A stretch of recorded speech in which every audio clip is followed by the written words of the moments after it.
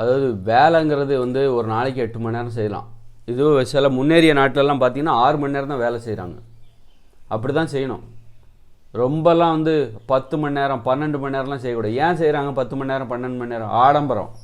ஆடம்பரமாக வாழணும், நிறைய பணம் தேவை, பெரிய வீடு கட்டணும், 4 பேரை வேலைக்கு வைக்கணும், கார் வாங்கணும், காருக்கு டிரைவர் வைக்கணும், அப்போ பிள்ளைகளை வந்து தனியார் பள்ளிக்கூடத்தில் படிக்க வைக்கணும், தனியார் கல்லூரிகள், இப்படியெல்லாம் ஏகப்பட்ட செலவு. பிள்ளைகளுடைய கல்யாணத்தை ஆடம்பரமாக பண்ணணும்.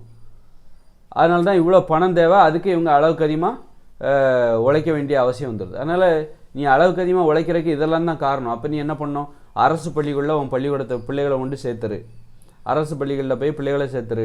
கல்யாணத்தை எளிமையாக நடத்து. வரதட்சணை அப்படியெல்லாம் இல்லாமல் ஒரு ரெஜிஸ்டர் மேரேஜ், ஒரு 10 பேர் 15 20 பேர் 50 பேர் தான், அதுக்கு மேலே போகக்கூடாது. அந்த மாதிரி மொய் பணம்லாம் வாங்கிடாத. வரதட்சணை வேறு நகை எதுவும் போடாத. அது மாதிரி உடம்பை ஆரோக்கியமாக வச்சுக்க. ஏன்னா மருத்துவ செலவுக்காகவும் உனக்கு நிறைய பணம் தேவை. அதனால் உடம்பை ஆரோக்கியமாக வச்சுக்கிட்டேன்னாக்கா உனக்கு மருத்துவ செலவும் தேவையில்லை. அதே நேரத்தில் விபத்து ஏற்படுத்துவதற்கு வாய்ப்பு இருக்குது. நீ என்ன தான் ஓரமாக போனாலும் உன் மேலே வந்து இடிக்கிற மாதிரி தான் இங்கே உள்ள போக்குவரத்து விதிமுறைகள்லாம் இருக்குது, சாலைகளோட நிலைமையும் இருக்குது. அதனால் விபத்துகள்லேருந்து உன்னை பாதுகாத்துக் கொள்வதற்கு ஏதாவது ஒரு இன்சூரன்ஸ் பாலிசி போட்டுக்கோ. வீட்டில் உள்ள ஒவ்வொருத்தருக்கும் ஒரு இன்சூரன்ஸ் பாலிசி. ஏதாவது இக்கட்டான நிலைமை விபத்து மூலமாக ஏற்பட்டுச்சுன்னா அந்த செலவுகளை ஈடுகட்டுவதற்கு இன்சூரன்ஸ் பாலிசி போட்டுட்டு, அப்போ ஒரு எளிமையான வீடு, பெரிய வீடெல்லாம் கட்டக்கூடாது. இந்த மாதிரி அதிகமான பணம் தேவைக்கு வழி இல்லாத தேவையில்லாத ஒரு வாழ்க்கை, எளிமையான வாழ்க்கை வாழ்ந்துட்டோன்னு வச்சுக்கோங்களேன். அப்போ நம்ம அளவுக்கு அதிகமாக உழைக்க வேண்டிய அவசியம் இல்லை. ஒரு எளிமையாக உழைச்சி எளிமையாக வாழணும். அப்போ ஒரு 8 மணி நேரம் உழைச்சா போதும். நம்ம வாழ்கிற வாழ்க்கைக்கு 8 மணி நேரம் உழைச்சா போதும். நம்ம வீடு ரொம்ப பெருசாக இருக்குது, 2-3 வேலைக்காரங்க, காரு, அது இது. காரு தப்பு இல்லை, நம்மளே ஓட்டிகிட்டு போனால் தப்பு இல்லை. பெரிய காரு, தனியார் பள்ளிக்கூடத்தில் படிக்க வைக்கிறது, கல்யாணம் பிறந்தநாள் காது குத்தெல்லாம் ஆடம்பரமாக பண்ணுறது, ஏகப்பட்ட பண தேவைகள் வருகிற மாதிரி வாழ்க்கையை வச்சுக்கிறது. அந்த மாதிரிலாம் இல்லாமல் நாம் எளிமையாக இருக்கணும். அதற்கு நம்முடைய வாழ்க்கை முறையும் நமக்கு எளிமையாக இருக்கணும், ஆரோக்கியமாக இருக்கணும் உடம்பு. அப்போ நோய்களை பற்றின பயம் இல்லாமல் இருக்கலாம். அது மாதிரி விபத்துலேருந்து பாலிசி போட்டுக்கலாம். இந்த மாதிரி எளிமையாக வாழணும். ரொம்ப நேரம் நீங்கள் உழைக்கிறீங்க, நிறைய ஆடம்பரமாக வாழும்போது அதற்கு தேவையான பணத்தை சம்பாதிப்பதற்காக நீங்கள் என்ன பண்ணுவீங்க? 12 மணி நேரம் உழைக்க வேண்டியது இருக்கும். 12 மணி நேரம் உழைக்கும்போது இந்த மக்களை பற்றி நீ கவலைப்பட மாட்டேன், ஒரு சுயநலவாதி ஆகிடுவேன். ஏன்னா உன் நிலைமையே கவலைக்குரியதாக இருக்குது.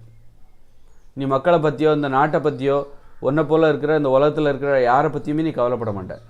ஏன்னா இப்போ நீ ஆடம்பரங்கிற அந்த ஆசையில் மாட்டிக்கிட்ட, நீனே ஒரு கவலைக்குரியவராக மாறிட்ட.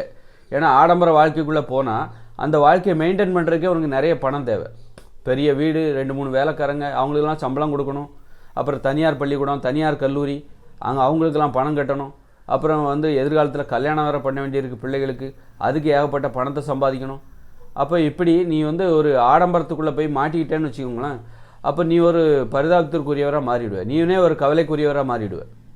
இந்த வாழ்க்கையை எப்படிடா சமாளிக்க போகிறோம் அப்படின்னு சொல்லிட்டு என்ன பண்ணுவோம்? அப்போ மற்றவங்கள பற்றி கவலைப்பட மாட்டேன். உன் பக்கத்து வீட்டுக்காரன் செத்தா கூட உனக்கு அதை பற்றி கவலையே வராது. ஏன்னா நீயே ஒரு கவலைக்குரியவராக இருக்க. நீ ஆடம்பரங்கிற அந்த பிடிக்குள்ள நோய்க்குள்ளே மாட்டிக்கிட்ட. நீ ஒரு நோயாளி. இப்போ என்ன நோய் உனக்கு? ஆடம்பர நோய் பிடிச்சிருச்சு உனக்கு. ஆடம்பரங்கிற நோய் தான். இந்த நோய் வந்துருச்சுன்னா அவங்க 10 மணி நேரம் வேலை பார்ப்பாங்க. ஆடம்பரங்கிற நோயோட தன்மை என்ன? அவங்க 10 மணி நேரம் 12 மணி நேரம் வேலை பார்ப்பாங்க, அதில் 14 மணி நேரம் கூட வேலை பார்ப்பாங்க. அவங்களால இந்த உலகத்தை பற்றி கவலைப்பட முடியாது. இது ஆடம்பரங்கிற நோயால் பாதிக்கப்பட்டவங்க, சொகுசாக வாழணும்னு நினைக்கிறவங்களோட பாதிக்கப்பட்டவங்களோட பிரச்சனை இது. அவங்களால மற்றவங்களை பற்றி கவலைப்பட முடியாது. மற்றவங்களோட துன்பத்தை பார்த்து இவங்க வந்து என்றைக்குமே வந்து கவலைப்பட மாட்டாங்க, சிரிப்பாங்க. ஏன்னா மற்றவங்களை அடிமைப்படுத்தணும், அப்போ தான் நிறைய பணத்தை சம்பாதிக்க முடியும். வேலையில் வந்து நிறைய பேர் வேலைக்கு போட்டு அவங்களெல்லாம் அடிமைப்படுத்தணும். ஓடு வேலை செய், அப்போ தானே நான் என் பிள்ளைக்கு ஃபீஸ் கட்ட முடியும், அப்போ தானே நான் என் பிள்ளைகளுக்கு கல்யாணம் பண்ண முடியும். அதனால் ஓடு உட்காராத அப்படின்னு மற்றவங்களை அடிமைப்படுத்தணும். மற்றவங்களுடைய உணர்வுகளை புரிஞ்சிக்கவே முடியாது. 10 மணி நேரம் வேலை பார்க்கணும், ஞாயிற்றுக்கிழமையும் வந்துரு வேலைக்கு அப்படின்னு சொல்லிட்டு கீழே இருக்கிறவங்களையும் வந்து துன்புறுத்திக்கிட்டு இருப்பாங்க. அதுவே நீ எளிமையாக வாழ்ந்தால் 8 மணி நேரம் வேலை பார்த்தா போதும் அப்படின்னு நம்ம இருக்கலாம்.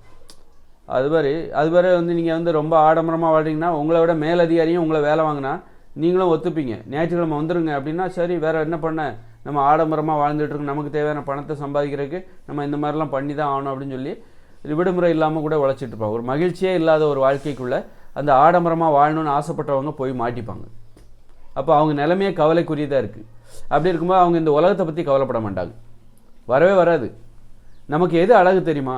பிறருடைய உணர்ச்சிகளை பார்த்து கவலைப்படுறோம் பாருங்க, அதுதான் நம்மக்கிட்ட இருக்கிற அழகே, அந்த மனிதத்தன்மை. இந்த உலகத்தில் யாருக்கோ ஏதோ நடக்குது, அதை பற்றி யோசிக்கிறோம், ஏன் அவங்க இப்படி பாதிக்கப்படுறாங்க, என்ன காரணமாக இருக்கும். அதுக்கு காரணமானவங்க மேலே நமக்கு ஒரு கோபம் வருது. இப்போ சிங்களர்கள் மேலே நமக்கு ஒரு கோபம் வருது, ஈழத்தமிழர்களுக்கு எதிராக அவங்க வந்து செய்த அநீதிகள் அநியாயங்களை பற்றி நினைக்கும் போது நமக்கு ஒரு கோபம் வருது. அப்போ அதுதான் அழகு நம்மக்கிட்ட, அந்த கோபம் வருது இல்லை, ஒரு மனிதத்தன்மை, பிறரை பற்றி கவலை. ஆனால் ஒரு ஆடம்பரமாக வாழ்கிறவங்களுக்கு இந்த உலகத்தில் என்ன நடந்தால் என்னப்பா, என் வாழ்க்கையே கவலைக்குரியதாக இருக்குது, அடுத்த மாதம் செலவுக்கு என்கிட்ட பணம் இல்லை, நான் என்ன பண்ணேன், கஷ்டப்பட்டு உழைச்சாதான் என் குடும்பம் வந்து காப்பாற்ற முடியும், என்னுடைய ஆடம்பர வாழ்க்கையை அடிப்படையாக கொண்ட எனது குடும்பத்தை காப்பாற்ற முடியும் அப்படின்னு நினச்சிக்கிட்டு இவன் ஆடம்பரமாக வாழ்ந்து, அப்போ அவனே ஒரு கவலைக்கு, அவன் உலகத்தில் என்ன நடந்தாலும் கவலைப்பட மாட்டான். ஆனால் அது எளிமையாக வாழ்கிறாங்க பாருங்கள், 8 மணி நேரம் உழைச்சிட்டு மிச்சம் இருக்கிற நேரம் சும்மா உட்காந்துட்டு இருக்காங்க பாருங்கள், அவங்க உலகத்தை பற்றி கவலைப்படுவாங்க. டிவி பார்த்துட்டு, மொபைல் ஃபோன் பார்த்துட்டு, டிவி மூலமாக உலகத்தை பற்றி தெரிஞ்சுப்பாங்க. அப்போ இவங்களுடைய கோபத்தை பக்கத்தில் உள்ளவங்கள்ட்ட பகிர்ந்துப்பாங்க, பேசுவதற்கான சக மனிதர்களும் பேசுவதற்கான ஒரு வாய்ப்பு. இதெல்லாம் வந்து எளிமையாக வாழ்கிறாங்க பாருங்கள், இவங்களுக்கு தான் இருக்கும். எளிமையாக வாழ்கிறவங்க தான் மனசில் ஈரத்தோடு இருப்பாங்க, கருணையோடு இருப்பாங்க. அதுவே வந்து ஆடம்பரமாக கடினமாக உழைக்கிறாங்க பாருங்கள், அவங்க இரக்கமாகவே இருக்க முடியாது, அவங்ககிட்ட ஈரமே இருக்காது. அவங்க எப்போவும் வந்து மற்றவங்களை அடிமைப்படுத்தி வேலை வாங்கிக்கிட்டே இருக்கணும். பிறருடைய உணர்வுகளை புரிஞ்சுக்கிட்டாங்கன்னு வச்சுக்கோங்க, அவங்க ஆடம்பரமாக வாழ முடியாது. அவங்ககிட்ட வந்து இறக்கம் இருக்காது, அவங்க ஒரு சர்வாதிகாரியாக தான் இருக்க முடியும். சர்வாதிகாரிகளோட வாழ்க்கை தான் ஆடம்பர வாழ்க்கை. அதனால் நம்ம மனிதத்தன்மையோடு இருக்கணும்னா ஒரு 8 மணி நேரத்துக்கு மேலே வேலை பார்க்காதீங்க, போதும். அதுக்கு தகுந்தாற் போன்று 8 மணி நேரம் நான் உழைக்கிறேன், அதில் கிடைக்கிற பணம் எனக்கு போதும். அதுக்கு தகுந்தாற் போன்று நம்ம வேலையை நம்முடைய வாழ்க்கையை மாற்றிக்கணும். ஒரு அரசு பள்ளிகளில் பிள்ளைகளை கொண்டு சேர்க்கணும், அரசு பள்ளி, அரசு கல்லூரி. அப்புறம் பார்த்தா கல்யாணத்தை ஆடம்பரமாக பண்ணக்கூடாது, வீட்டை சின்னதாக கட்டணும், பெருசாக கட்டக்கூடாது. இந்த மாதிரி உணவில் கட்டுப்பாடு இருக்கணும், உடல் ஆரோக்கியத்தை அடிப்படையாக கொண்டு. நீங்கள் சும்மா பிரியாணி பரோட்டா அப்படின்னா அது செலவை எடுத்துகிட்டு போயிடும், அப்புறம் நோய் வந்துடும், நோய்க்குன்னு ஒரு செலவு. அதனால தான் உணவு கட்டுப்பாடு. இந்த மாதிரி புத்திசாலித்தனமாக வாழ்ந்தால் மட்டும்தான் எளிமையாக வாழ முடியும். 8 மணி நேரம் உழைக்கணும் அப்படின்னா நீங்கள் புத்திசாலித்தனமாக வாழ்ந்தாகணும். உணவில் கட்டுப்பாடு இல்லைன்னா நீங்கள் வந்து 8 மணி நேரம் மட்டும் உழைச்சா போதாது. உணவில் உங்களுக்கு கட்டுப்பாடே இல்லைன்னா கடைசியில் உங்களுக்கு நோய் வந்துடும், அப்புறம் நோய்க்கு நிறைய செலவு பண்ண வேண்டியிருக்கும். நல்ல கிரியாணி சாப்பிட்றீங்க, கடைசியில் இதயத்தில் அடப்பு, உங்கள் இதயத்தில் நிறைய அடப்பு இருக்குங்க, அதை சரி பண்ணணுன்னா 10, 15, 20 லட்சம் ஆகும் அப்படிம்பாங்க. அப்போ நீங்கள் வந்து 8 மணி நேரம் உழைச்சா பத்தாது, அந்த அடப்பெல்லாம் எடுக்கணும்னா கண்டிப்பாக ஒரு 16 மணி நேரம் உழைக்கணும். அதனால் 8 மணி நேரம் உழைக்கணும் அப்படின்னா அது சாதாரண விஷயம் கிடையாது. உணவு கட்டுப்பாடு வேணும். நோய்களிலிருந்து உங்களை பாதுகாத்தால் மட்டும்தான் நீங்கள் வந்து 8 மணி நேரம் மட்டுமே உழைக்க முடியும். விபத்துலேருந்து ஒரு பாலிசி போட்டுக்கோங்க, நல்ல பாலிசி, வீட்டில் உள்ள எல்லாத்துக்கும் நல்ல பாலிசி. விபத்து எதுவும் ஏற்பட்டுன்னா அதை அந்த பாலிசியை வச்சு சமாளிச்சுக்கிற மாதிரி. இந்த மாதிரி எளிமையாக வாழணுன்னா அதுக்கு ஒரு புத்திசாலித்தனம் தேவை. அதனால் வந்து எளிமையாக வாழணும் பத்துக்கிடுங்க.